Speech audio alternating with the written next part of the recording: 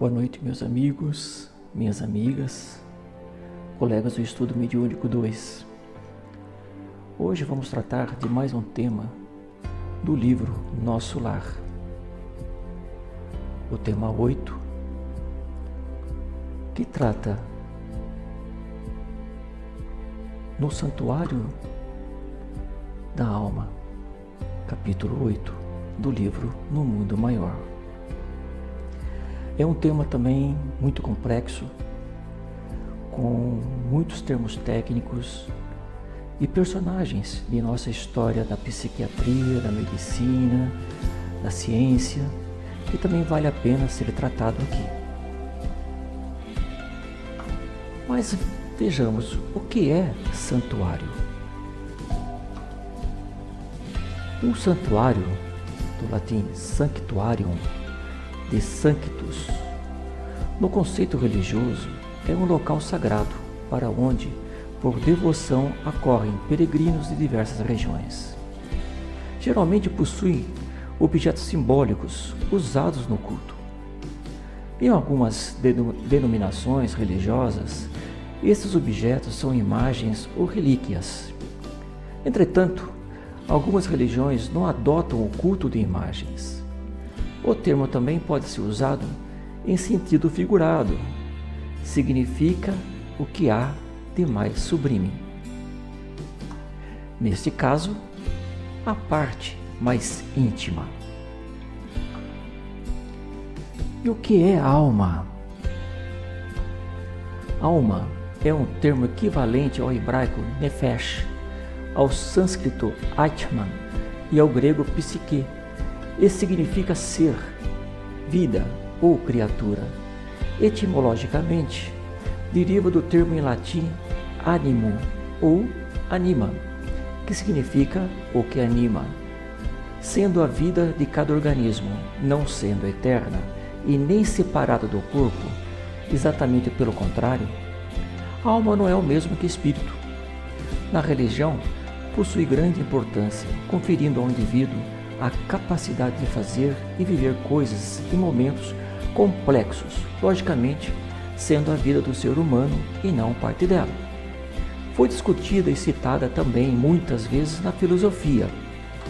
Neste caso, alma é um espírito encarnado. A partir de definições de antigos pensadores, esta palavra pode ser confundida com o significado de princípio da vida. Com isso, nesta interpretação, coloca-se a possibilidade de divisão da alma. Porém, ela, como espírito, não pode ser dividida, nem ocupar dois corpos diferentes ao mesmo tempo. E ainda, os vários estudos a respeito deste tema foram preparações à doutrina espírita. E os erros ou más interpretações ocorrem por falta de conhecimento ou vocabulário que foram definidos em diferentes épocas. Com isso, as obras da codificação espírita apresentam explicações sobre a alma e outras questões. Com Allan Kardec e a doutrina por ele codificada, raiou no mundo a aurora de uma nova era, a era do espírito, e a conceituação de alma humana recebeu então brilhante luz. A alma é, pois, um ser real, individual, independente e autônomo, de natureza puramente espiritual e que tem por destino grandioso progredir sempre, alteando-se cada vez mais em conhecimento e em virtudes, o que ela logra mediante múltiplas existências corporais, nas quais se depura e se eleva gradualmente, até que, por fim, se liberta totalmente da necessidade de encarnar ao tornar-se espírito puro. Desequilíbrios da alma, ou psicomáticas. Psicomático vem da função de duas palavras de origem grega, psique, que significa alma, e soma, que significa corpo. Ou seja, uma doença psicomática é aquela que tem origem na alma e no psicológico, gerando consequências também físicas no corpo. Então, quando você apresenta algum desequilíbrio no seu estado emocional, de sentimentos e pensamentos, independente da origem ou do tipo de trauma ocorrido, É esse acúmulo de fatores interfere causando dores e problemas físicos. Muito provavelmente você está sofrendo de uma doença psicomática. A mente e o corpo formam um sistema único e muitos mecanismos inconscientes estão presentes nessa ligação. Independente da condição social, todos nós somos doentes da alma. Do contrário, não estaríamos encarnados na Terra, planeta de provas e expiações. A maioria das doenças é de origem espiritual, são marcas que ficam registradas no nosso perispírito, consequência de desequilíbrios e desarmonias geradas no tecido da constituição perispirítica e que surgem no momento oportuno no corpo físico. Esses desequilíbrios representam dívidas contraídas na presente ou em passadas reencarnações e sua gravidade é proporcional ao somatório dos débitos, cuja durabilidade se estende até que sejam resgatadas. Desequilíbrios perispiríticos. O espírito, atuando sobre o centro coronário e cerebral do obsidiado, subjuga seu pensamento, provocando também, simultaneamente ou não, mediante ações sobre outros centros perispiríticos, reações que podem envolver diversos tipos de atividade motora ou postura física. O codificador, analisando essa espécie de ocorrência, particularmente entre os médiuns, definiu dois tipos de manifestação: subjugação moral e subjugação corporal. Na primeira, o subjugado, como se privado de seu senso crítico, é constrangido a tomar resoluções ou atitudes, muitas vezes absurdas e comprometedoras. Na segunda, o obsessor atua sobre os órgãos materiais, provocando movimentos involuntários, levando o obsidiado à prática incontrolável de atos ridículos ou tomada de posturas de todos lamentável. Mas o que é perispírito? Perispírito vem de peri, em redor, ou espíritus, espírito, envoltório semimaterial do espírito, depois de sua separação do corpo. O espírito o adquire no mundo em que se acha e muda-o ao passar a um outro mundo. É mais ou menos sutil ou grosseiro, conforme a natureza de cada globo. O perispírito pode tomar todas as formas à vontade do espírito.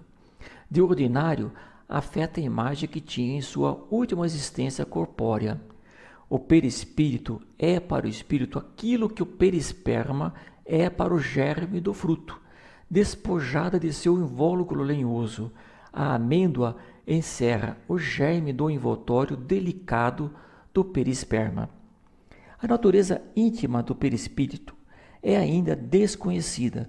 Poderia, porém, supor-se que a matéria dos corpos é composta de uma parte sólida e grosseira e de uma parte sutil, etérea, que somente a primeira sofra a decomposição produzida pela morte, ao passo que a segunda persista e acompanhe o espírito.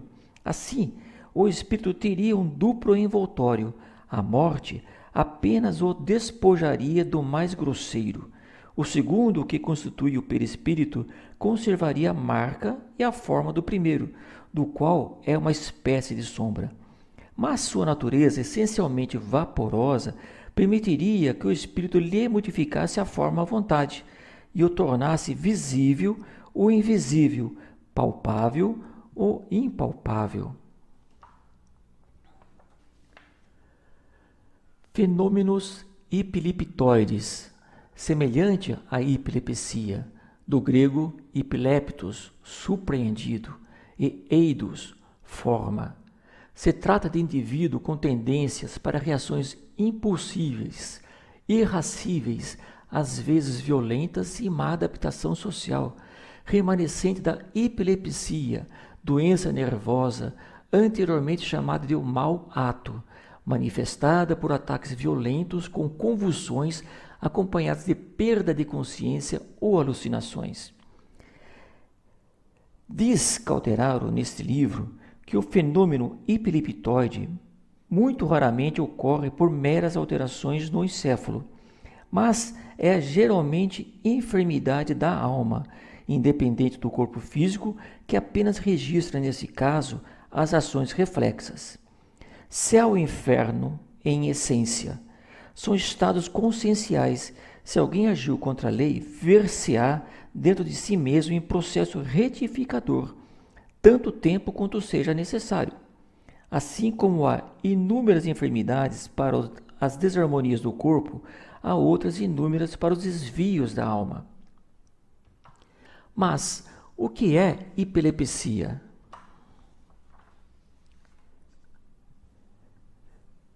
A palavra epilepsia é de origem grega, ipelme, epi, em cima de epsin, abater. Se trata de perturbação neurológica caracterizada por crises epilépticas recorrentes. As crises epilépticas são de duração e intensidade variável, desde episódios breves e praticamente imperceptíveis até longos períodos convulsivos em que o corpo se agita vigorosamente. Os episódios convulsivos podem resultar em lesões físicas, incluindo fraturas ósseas. Na epilepsia, as crises tendem a ser recorrentes e a não ter uma causa subjacente definida. Geralmente não se considera epilepsia os casos de episódios convulsivos isolados ou casos em que é possível determinar uma causa específica. Em termos médicos, epilepsia é uma modificação temporária e por isso reversível do funcionamento cerebral, que não tenha sido causada por episódios de febre, uso de drogas ou distúrbios do metabolismo, expressando-se em crises epilépticas repetidas. As causas podem ser variadas, desde uma lesão cerebral em decorrência de uma pancada na cabeça ou uma infecção cerebral neurocistercose, uso exagerado de substâncias alcoólicas ou drogas, ou até mesmo uma causa ocorrida antes ou durante o parto. Seu tratamento é medicamentoso, evitando descargas elétricas anormais no cérebro. Em alguns casos, é necessário o uso de tais medicamentos pela vida toda e pode ser necessária também uma intervenção cirúrgica. Em relação às causas espirituais, não é correto dizer que trata-se de uma síndrome mediúnica. De acordo com Manuel Filomeno de Miranda, pelo médium Divaldo Franco no livro Grilhões Partidos, não desconhecemos que toda enfermidade procede do espírito endividado, sendo a terapêutica espiritista de relevante valia. Porém, convém considerar que antes de qualquer esforço externo, há que se predispor o paciente à renovação íntima intransferível, ao esclarecimento, à educação espiritual, a fim de que se conscientize das responsabilidades que lhe dizem respeito, dando início ao tratamento que melhor lhe convém, partindo de dentro para fora.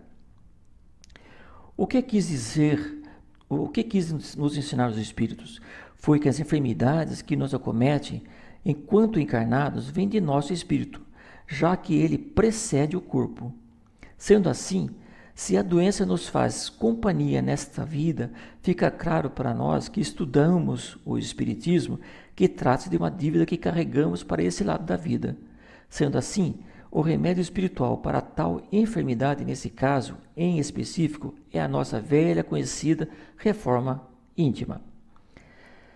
Vejamos o que o Dr. Leonardo Ferreira Caixeta, psiquiatra, professor associado de Neurologia da Universidade Federal de Goiás, UFG, autor de mais de 70 artigos científicos e 18 livros acadêmicos na área de neurociências, com ênfase em neuropsiquiatria, neuropsicologia, epidemiologia psiquiátrica, medicina antropológica e transcultural. A epilepsia e experiência espiritual estão associadas historicamente. Desde tempos imemoriais, o termo epilepsia já significa sendo possuído, sendo tomado por um espírito, né? Então, desde Hipócrates já existia essa concepção de que a epilepsia, na verdade, não era uma doença, mas sim uma subjugação demoníaca e que levava àquele estado que nós conhecemos, né, aquela fenomenologia motora própria da epilepsia.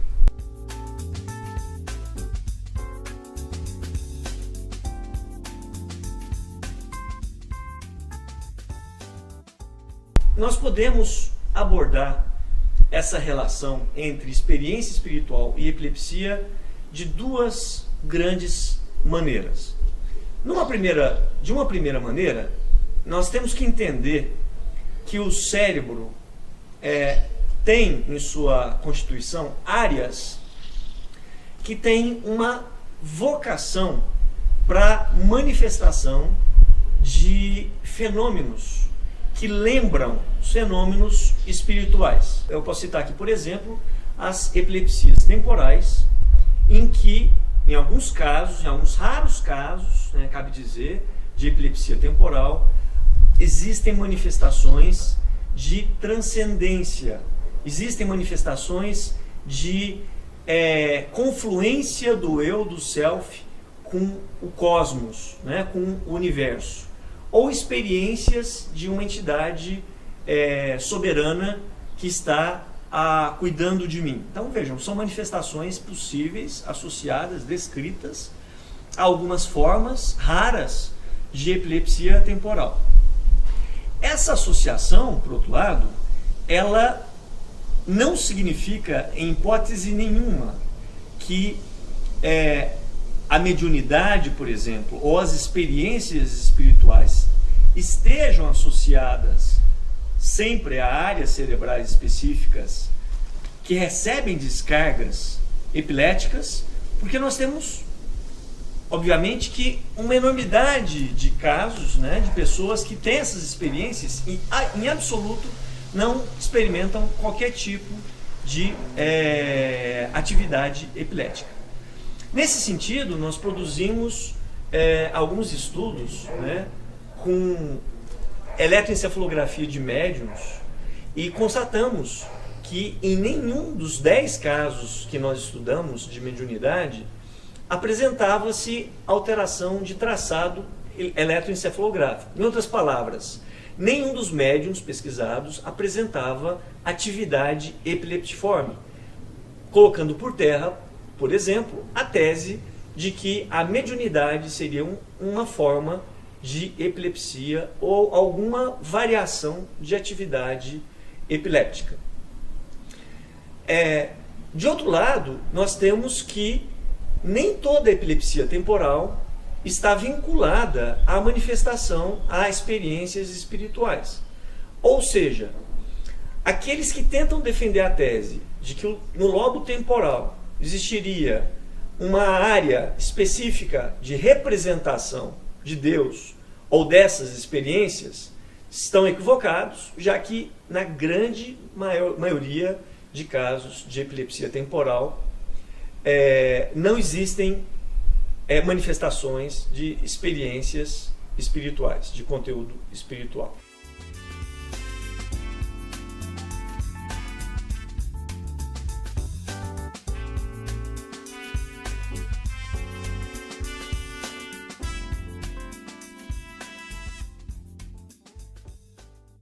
Célula.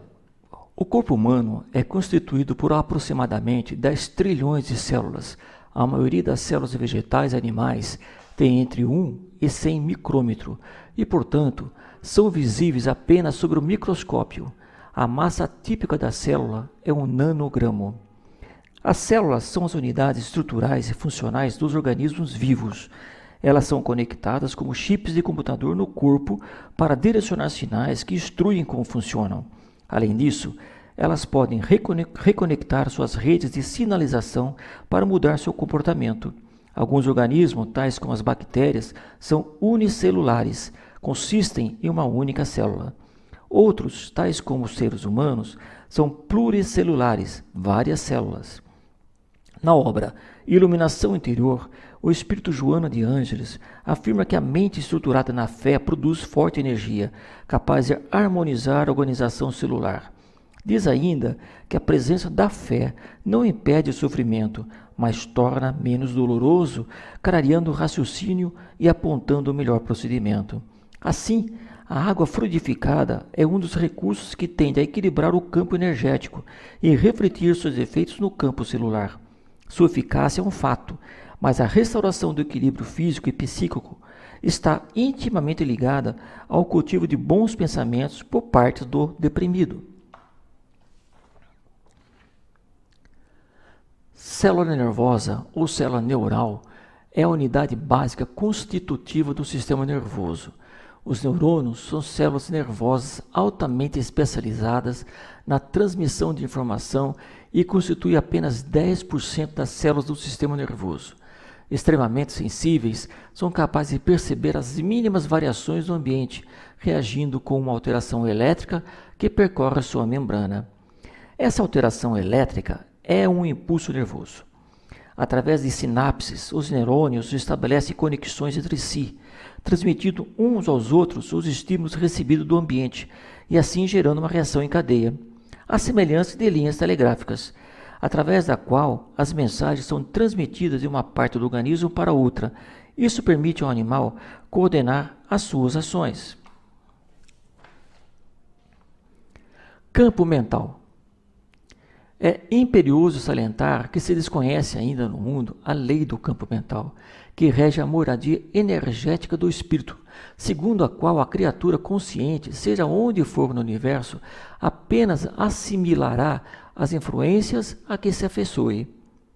A matéria mental é a criação da energia que se exterioriza do espírito e se difunde por um fluxo de partículas e ondas, como qualquer outra forma de propagação de energia do universo.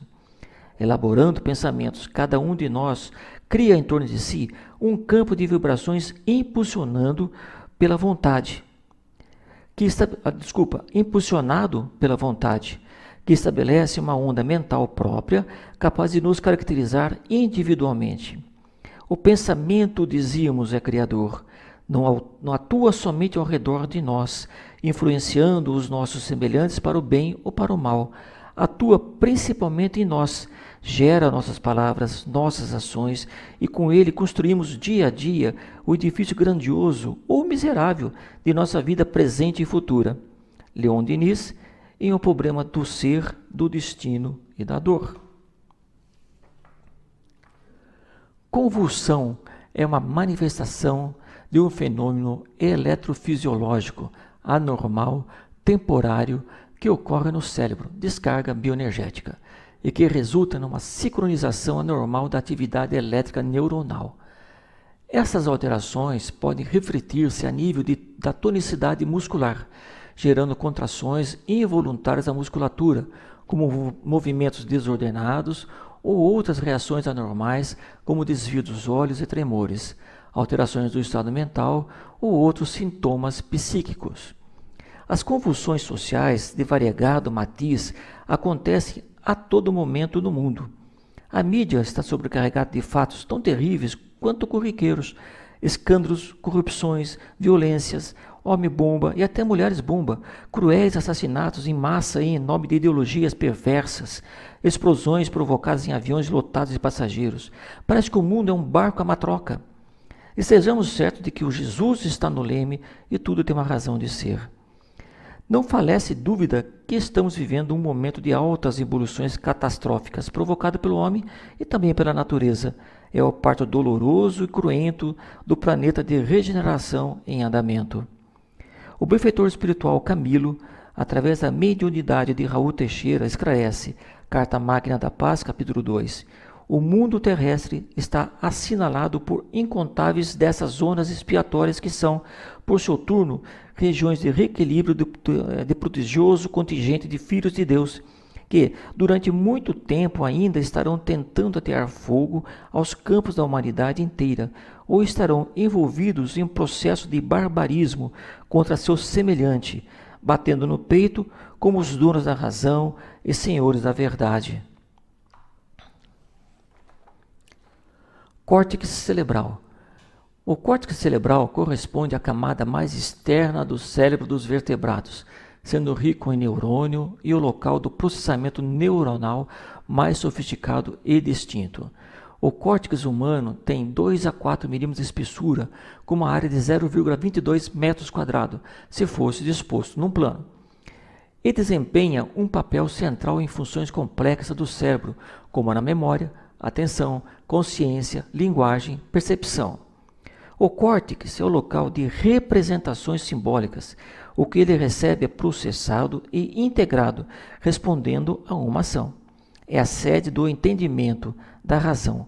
Se não houvesse córtex, não haveria linguagem, percepção, emoção, cognição e memória. No homem, o desenvolvimento do córtex permitiu o desenvolvimento da cultura, que por sua vez serviu de estímulo ao desenvolvimento cortical. No livro Nos Domínios da Mediunidade, capítulo 3, Equipagem Mediúnica, André Luiz diz: a alma encarnada possui no cérebro físico centros especiais que governam a cabeça, o rosto, os olhos, os ouvidos e os membros, em conjunto com os centros da fala, da linguagem, da visão, da audição, da memória, da escrita, do tato, do olfato, do registro de calor e frio, e tantos outros quantas sejam de aquisições entesouradas pelo ser. Córtex motor primário. O córtex motor primário é uma região cerebral que nos seres humanos está localizada na porção dorsal do lobo frontal. É a região primária do sistema motor e trabalha em associação com outras áreas motoras. No córtex motor primário, a representação do motor é organizada ordenadamente de forma invertida, do dedo do pé na parte superior do hemisfério cerebral até a boca na parte inferior, ao longo de uma dobra do córtex chamado sulco central. A densidade dos receptores motores cutâneos na parte do corpo é geralmente indicativa do grau necessário de precisão de movimentos requerido na parte do corpo. Por esta razão, as mãos e os rostos humanos têm uma representação muito maior que as pernas. Encéfalo. O diagrama esquemático do encéfalo humano em córtex sagital, destacando algumas de suas partes: encéfalo frontal, telencefalo, diencefalo, tronco cerebral, mesencefalo, ponte, bulbo raquidiano, cerebelo e medula espinhal.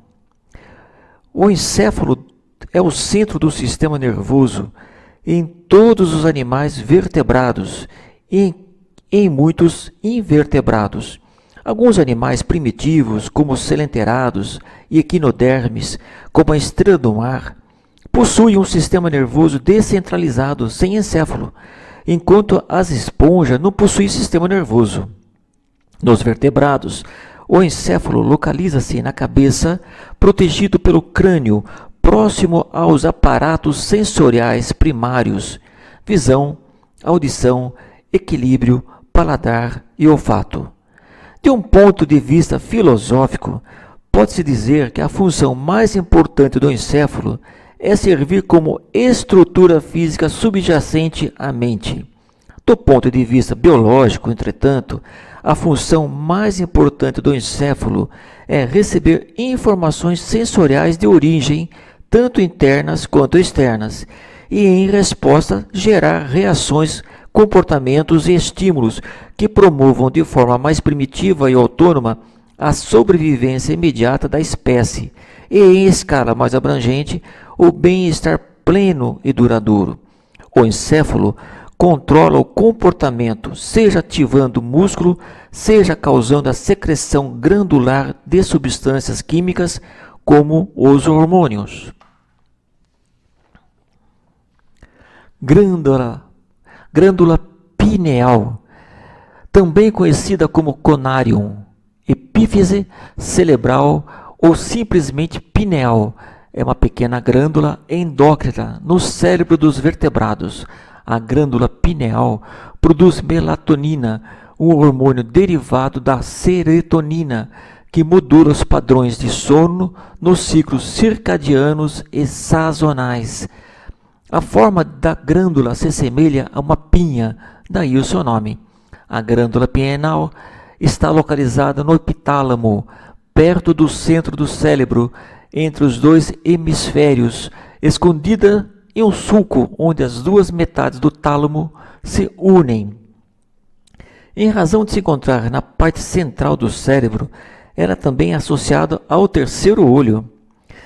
No século XVII, Descartes ensinava que a glândula pineal ou epífise era a sede da alma.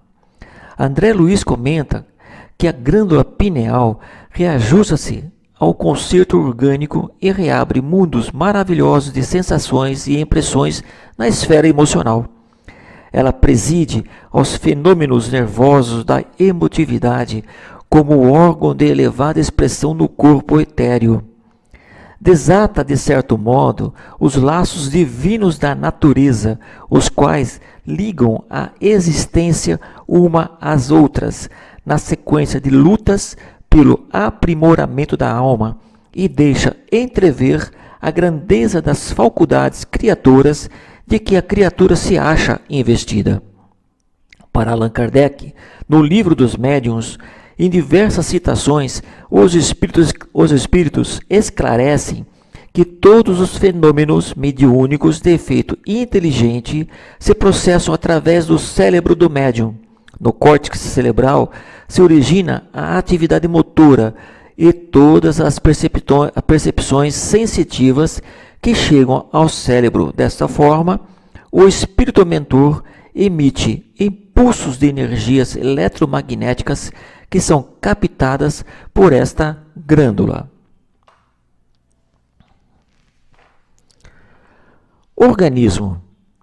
Um organismo ou corpo na biologia é qualquer ser individual que incorpore as propriedades da vida e também é um conjunto de átomos, hidrogênio, carbono, nitrogênio, oxigênio, enxofre, fósforos e outros elementos químicos, e moléculas, água, sais minerais, proteínas, lipídios, carboidratos, macrociclos e ácidos nucleicos, que formam uma estrutura material muito organizada e complexa.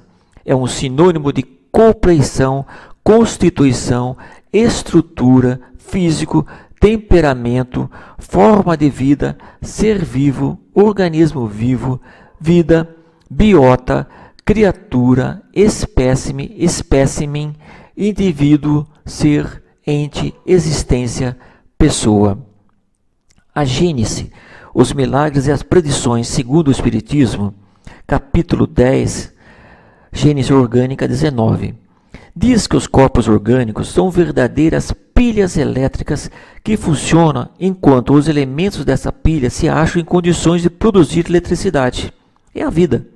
Mas quando deixam de funcionar e tais condições desaparecem, é a morte. Segundo essa maneira de ver, o princípio vital não seria mais do que uma espécie particular de eletricidade, denominado eletricidade animal, que durante a vida se desprende pela ação dos órgãos e cuja produção cessa quando da morte por se extinguir tal ação.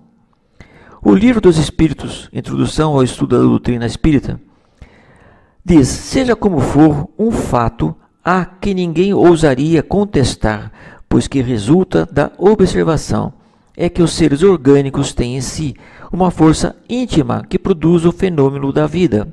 Enquanto essa força existe, que a vida material é comum a todos os seres orgânicos e independente da inteligência e do pensamento, que a inteligência e o pensamento são faculdades próprias de certas espécies orgânicas. Finalmente, que entre as espécies orgânicas dotadas de inteligência e de pensamento, há uma dotada também de um senso moral especial, que dá incontestável superioridade sobre outras à espécie humana. Sistema endócrino. O sistema endócrino é formado pelo conjunto de glândulas que apresentam como atividade característica a produção de secreções denominadas hormônios, que são disponibilizadas na circulação sanguínea pelas glândulas endócrinas, como por exemplo o pâncreas, os suprarrenais, a tireoide, ou diferentes dessas expelem substâncias para fora através das glândulas exócrinas, como as sudoríparas. Frequentemente, o sistema endócrino interage com o sistema nervoso, formando mecanismos reguladores bastante precisos. O sistema nervoso pode fornecer ao sistema endócrino informações sobre o meio externo, enquanto que o sistema endócrino regula a resposta interna do organismo a essa informação. Dessa forma, o sistema endócrino, em conjunto com o sistema nervoso, atua na coordenação e regulação das funções corporais. Algumas das principais glândulas que constituem o sistema endócrino são a hipófise, o hipotálamo, a tireoide, os suprarrenais, o pâncreas, as ganodas, os ovários e os testículos e o tecido adiposo. Tônus muscular. Tônus muscular é o estado de tensão elástica, contração ligeira, que apresenta o músculo em repouso e que permite iniciar a contração rapidamente após o impulso dos centros nervosos.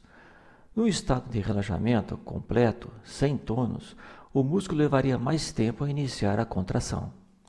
O tônus muscular pode apresentar-se alterado numa avaliação diagnóstica. Quando o tônus estiver aumentado, musculatura rígida, denomina-se hipertonia, e quando o tônus apresenta diminuído, musculatura flácida, denomina-se hipotonia. É o estado parcial de contração de um músculo em repouso. Os músculos mantêm-se normalmente em um estado de contração parcial. O tônus muscular, que é causado pela estimulação nervosa, e é um processo inconsciente que mantém os músculos preparados para entrar em ação. Quando o nervo que estimula um músculo é cortado, este perde tônus e se torna flácido. Estado de tensão emocional pode aumentar o tônus muscular, causando a sensação física de tensão muscular. Nesta condição, gasta mais energia que o normal e isso causa a fadiga. Na Folha Espírita de abril de 2017, número 518, diz: em estudo realizado com pacientes adultos, observou-se no grupo que recebeu passe espírita diminuição significativa dos scores de ansiedade e de percepção da tensão muscular, melhoria da sensação de bem-estar e aumento da saturação periférica de oxigênio. E no grupo imposição de mãos com intenção de cura, houve redução significante da percepção de tensão muscular e aumento da sensação de bem-estar. Entretanto, a redução da tensão muscular e melhoria do bem-estar foram maiores no grupo que recebeu o passe espírita. Reflexos condicionados de Pavlov. O que vem a ser isso? Vamos ver a explicação.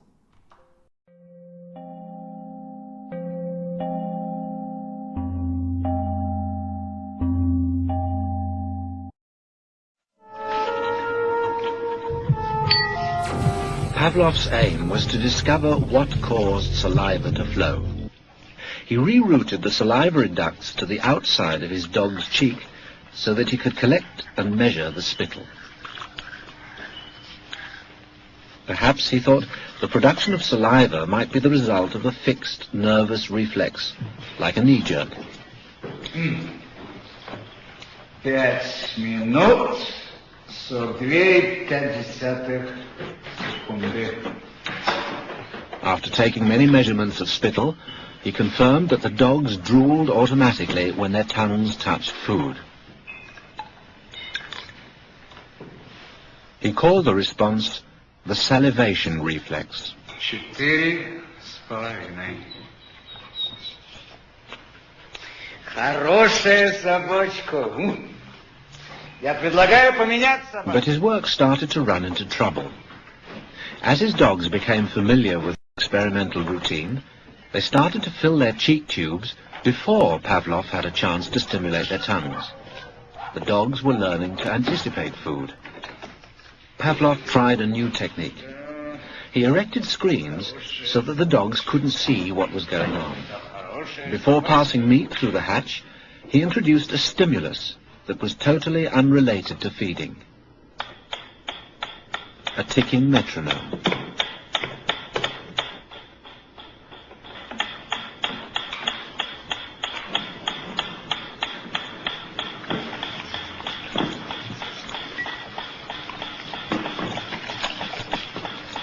At first, the dog dripped saliva into its cheek tube only when the food appeared.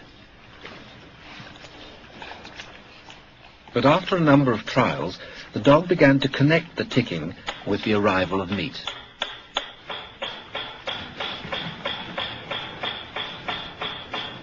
Soon the sound alone made the dog drool. Eventually, the dog salivated as much to the ticking itself as it did originally to the presentation of food. Полная! Идите сюда. Что я говорил? He called this new response the conditioned reflex. Пока.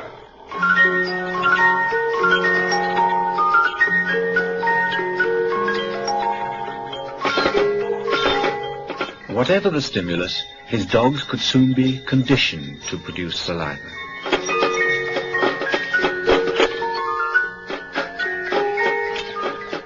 Pavlov believed that he had discovered how animals learned, even in the wild.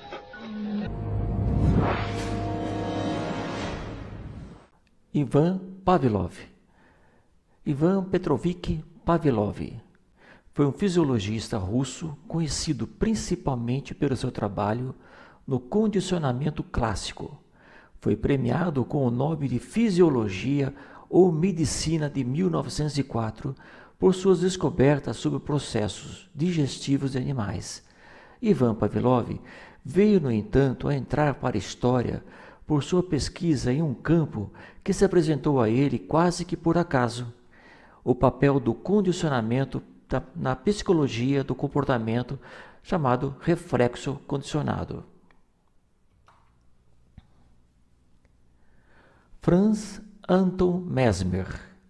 Friedrich Mesmer, porém mais conhecido por Franz Mesmer, foi um médico sábio, linguista, advogado, músico e fundador da teoria do magnetismo animal chamado mesmerismo.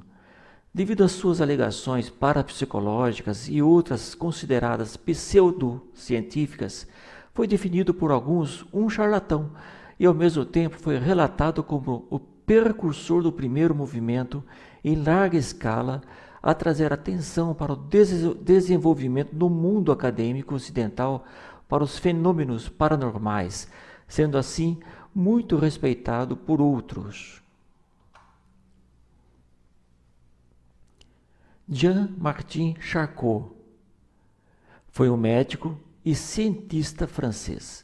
Alcançou fama no terreno da psiquiatria e neurologia na segunda metade do século XIX. Foi um dos maiores clínicos e professores de medicina da França. Suas maiores contribuições para o conhecimento das doenças do cérebro foram os estudos da afasia e descoberta do aneurisma cerebral e das causas da hemorragia cerebral. Durante as suas investigações, Charcot concluiu que a hipnose era um método que permitia tratar diversas perturbações psíquicas, em especial a histeria. Philippe Pinel nasceu em uma prisão nas colinas de Jonquière, França. Ele era filho e sobrinho de monges. Depois de receber um diploma da Faculdade de Medicina em Toulouse, estudou mais 4 anos na Faculdade de Medicina de Montpellier. Ele chegou a Paris em 1778 e é considerado por muitos o pai da psiquiatria. Notabilizou-se por ter considerado que os seres humanos que sofriam de perturbações mentais eram doentes e que, ao contrário do que acontecia na época, deviam ser chamados de doentes e não tratados de forma violenta. Foi o primeiro médico a tentar descrever e classificar algumas perturbações mentais, demências precoces, indecisões crônicas e esquizofrenia.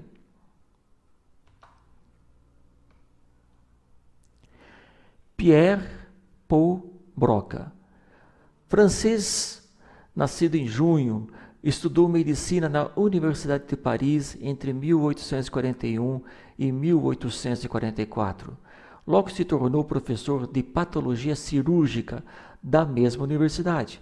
Publicou trabalhos nas áreas de histologia, de patologia do câncer, sobre o tratamento de aneurismas, a mortalidade infantil e o sistema límbico.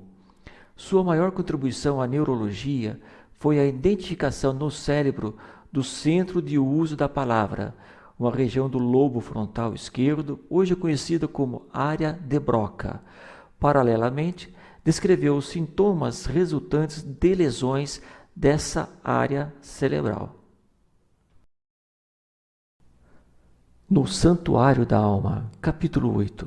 Personagens: aprendiz, André Luiz; assistente, Calderaro; enfermo encarnado, Marcelo. A história se passa em uma casa confortável e nobre, onde o instrutor, segundo André, prometera alguns esclarecimentos novos com referência aos desequilíbrios da alma. Marcelo possuía, como quase todos nós, um pretérito intensamente vivido nas paixões e excessos da autoridade. Senhor de vigorosa inteligência, planou em altos níveis intelectuais, de onde nem sempre desceu para confortar ou socorrer. Portador de vários títulos honoríficos, muitas vezes os esqueceu, precipitando-se na vala comum dos caprichos criminosos. Chegada a época da colheita, experimentou sofrimentos atrozes, e inúmeras vítimas o esperavam além do sepulcro, e arremeteram contra ele, retendo-o longo tempo nas regiões inferiores, onde saciaram velhos propósitos de vingança, se viciando-lhe a organização perispiritual. Em plena sombra de consciência, Marcelo rogou, chorou e penitenciou-se por vastos anos. Por mais que suplicasse e por muito que insistissem os elementos intercessórios, a ansiada libertação demorou muitíssimo, porque o remorso é sempre o ponto de sintonia entre o devedor e o credor, e ele trazia a consciência fustigada de remorsos cruéis. Os desequilíbrios perispiríticos flagelaram-no, assim, logo que atravessou o pórtico do túmulo, obstinando-se anos a fio. Reportando-se ao caso Marcelo, e especificamente à epilepsia, Calderaro explicou que o fenômeno epileptoide raramente ocorre por meras alterações no encéfalo, pois geralmente é enfermidade da alma, independente do corpo físico, que apenas registra, nesse caso, as ações reflexas. Céu e inferno, em essência, são estados conscienciais. Se alguém agiu contra a lei, ver-se-á dentro de si mesmo em processo retificador, tanto tempo quanto seja necessário. Assim como há inúmeras enfermidades para as desarmonias do corpo, há outras inúmeras para os desvios da alma. Depois de muitos padecimentos, Marcelo viu clarearem-se seus horizontes internos, tendo afinal logrado entender-se com o prestimoso orientador espiritual a quem se ligara no passado remoto. Ele o socorreu e amparou e contou-lhe que seus familiares mais queridos já se encontravam de novo encarnados em testemunhos e labores dignificantes. Foi assim que retornou à esfera carnal e reiniciou o aprendizado. Preocupava-se agora, sinceramente, em reajustar as preciosas qualidades morais, caracterizando-se desde menino pela bondade e obediência, docilidade e ternura naturais. Esforçando-se e atendendo às sugestões daqueles que o beneficiavam, Marcelo vinha sendo o médico de si mesmo, única fórmula em que o enfermo pode encontrar a própria cura. Dispensava com isso a terapêutica dos hipnóticos e dos choques, a qual, provocando estados anormais no organismo perispirítico, quase sempre nada consegue senão deslocar os males sem o combater nas origens. Hipnóticos são substâncias que determinam graus variados de depressão do SNC. Essa depressão depende de fatores como via de administração, dose de substância e maior ou menor sensibilidade do paciente à droga. Certo dia, Marcelo recolheu-se a seu quarto e, em breves minutos, afastou-se do corpo denso e foi ter com Calderaro, a quem saudou com especial carinho. Ele mostrava profunda lucidez e estava feliz. Daí a pouco, porém, 2 vultos sombrios cautelosamente se aproximaram do grupo. Pareciam 2 transeuntes desencarnados.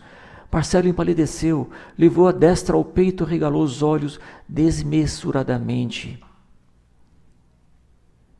Suas ideias pareciam baralhar-se no cérebro, e foi nesse estado que, desprendendo-se célere da companhia de Calderaro, correu desabalado, retornando ao corpo físico. O instrutor explicou que a simples reaproximação de inimigos do passado alterava-lhe as condições mentais. Receoso e aflito, temia o regresso à situação dolorosa em que se viu há muitos anos nas esferas inferiores e buscava assim o corpo físico, à maneira de alguém que se escondia em casa em face de uma tempestade iminente. Depois que André Luiz o abraçou como a um filho querido, a crise amainou. Ficara, porém, a dúvida: por que tal distúrbio, se ali no quarto só estavam Marcelo, André Luiz e Calderaro? André passou então a observar o cérebro de Marcelo. A luz habitual dos centros endócrinos empalidecera. Somente a epífise emitia raios anormais e no encéfalo o desequilíbrio era completo. Os vários centros motores, inclusive os da memória e da fala, jaziam desorganizados, inânimes. Marcelo espírito contorcia-se de angústia, justaposto a Marcelo forma, encarcerado na inconsciência orgânica, presa de convulsões que confrangiam André. Calderaro aplicou-lhe passes, Marcelo quietou-se, refez as atividades cerebrais, as células nervosas retomaram suas tarefas, o rapaz caiu então em profundo sono, pois o instrutor entendeu conveniente proporcionar-lhe maior repouso. Confrangia é o mesmo que oprimia, angustiava, atormentava. Calderaro fitou André Luiz e perguntou se ele lembrava dos reflexos condicionados de Pavlov.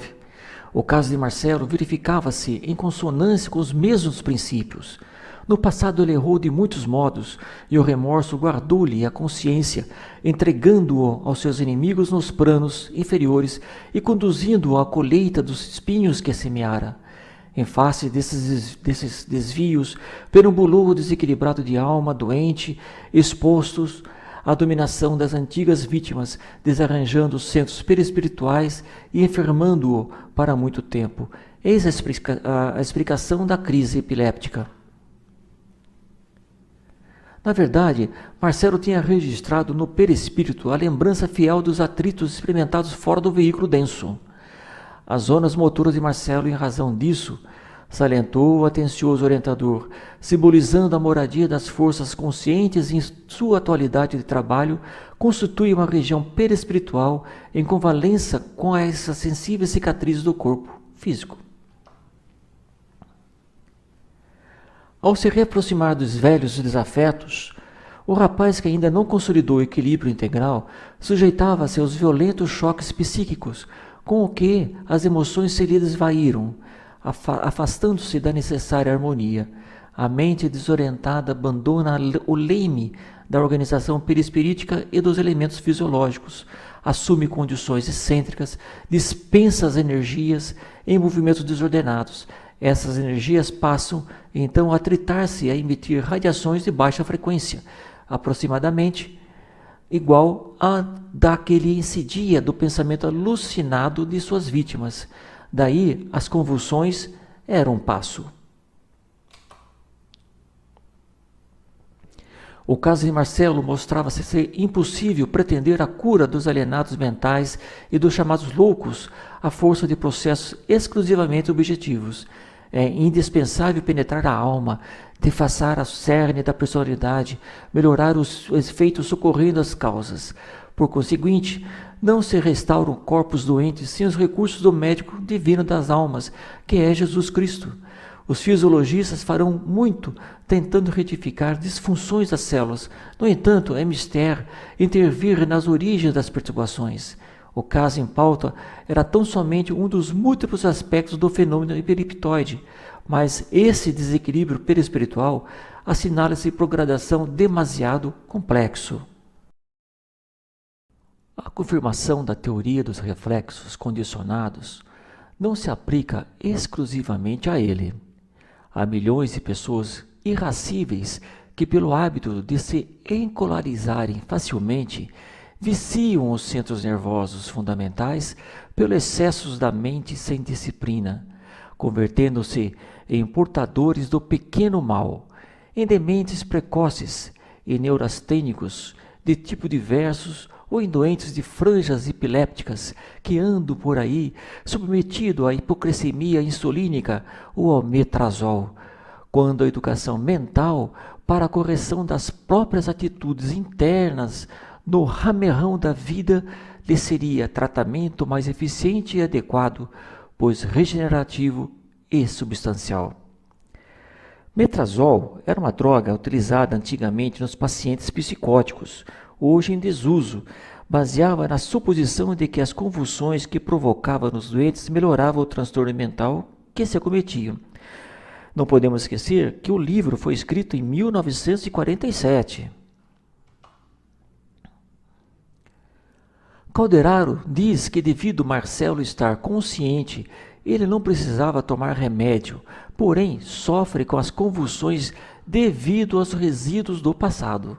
Os hipnóticos são úteis só na áspera fase de absoluta ignorância mental, quando é preciso neutralizar as células nervosas ante os prováveis atritos da organização perispirítica. Isso não significa que todos os doentes, sem exceção, possam dispensar o concurso dos choques renovadores. O que se deseja salientar é que o homem, pela sua conduta, pode vigorar a própria alma ou lesá-la. O caráter altruísta que aprendeu a sacrificar-se para o bem de todos estará engrandecendo os celeiros de si mesmo. Em plena eternidade, o homicida esparzindo a morte e a sombra em sua cercania estabelece o império do sofrimento da treva no próprio íntimo, acrescentou Calderaro. Para a consciência que já acordou o remédio mais eficaz consiste na fé positiva, na autoconfiança, no trabalho digno, em pensamentos enobrecedores. Permanecendo na zona mais alta da personalidade, vencerá os desequilíbrios competindo-te. Por isso mesmo, atacar a missão renovadora no setor da própria iluminação e no bem do próximo.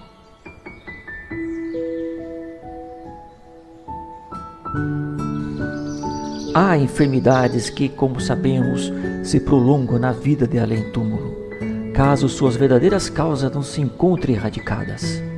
Assim, a resposta mais adequada à questão inicial é: depende.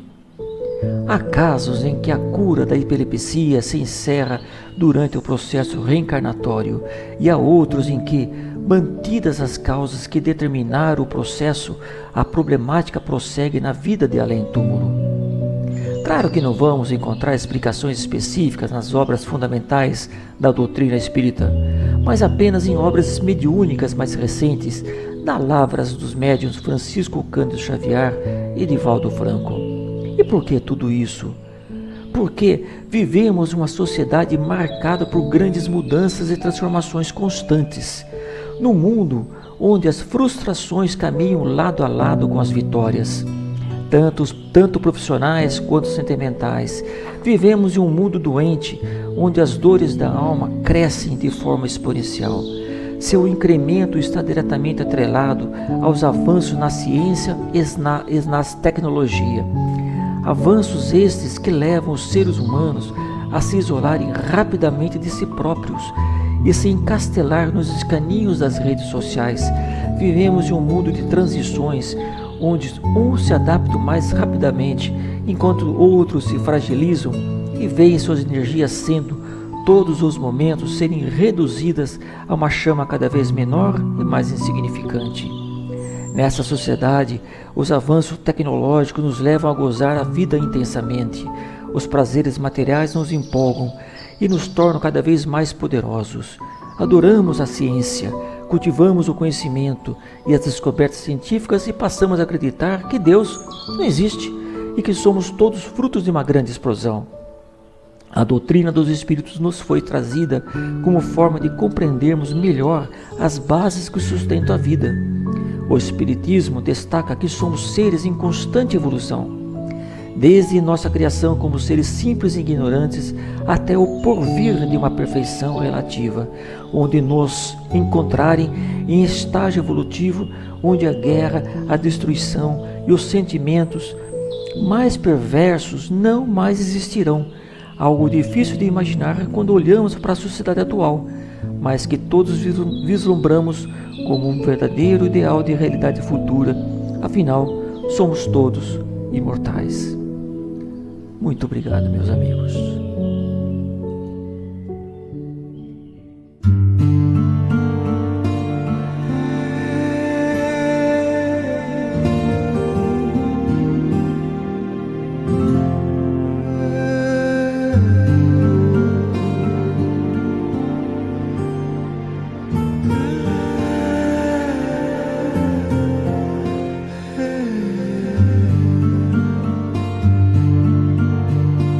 Deixa ouvir uma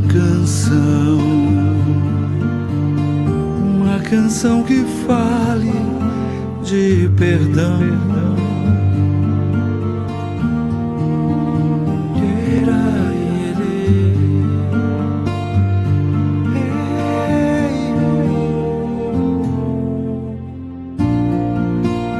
Eu sinto muito,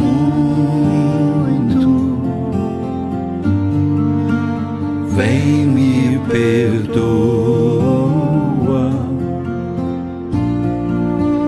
porque te amo e te agradeço. Você sente muito, eu sei, e eu te perdoo. E diz que me ama e agradece. Quando a luz do céu vier te visitar numa canção, deixa o coração se abrir e libertar, deixa voar. Tanto passarinho preso a esperar a luz do sol. Essa é a hora de você se perdoar e dizer que sente muito, que se perdoa. Diz que se ama e agradece.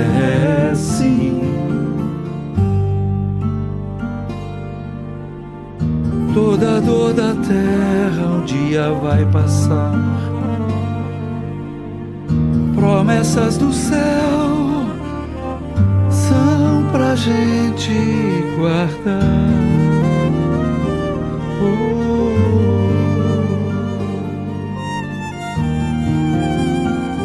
Dividir, compartilhar o tempo aqui que nos está. É tudo pra cantar, festejar, ser feliz, aprender. Que eu sinto muito,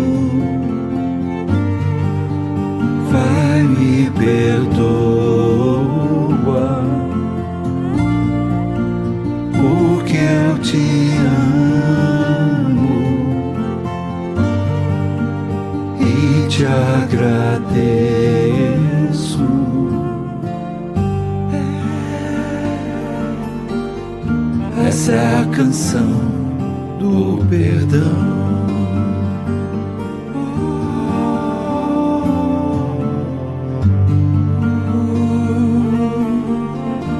Essa é a canção do perdão.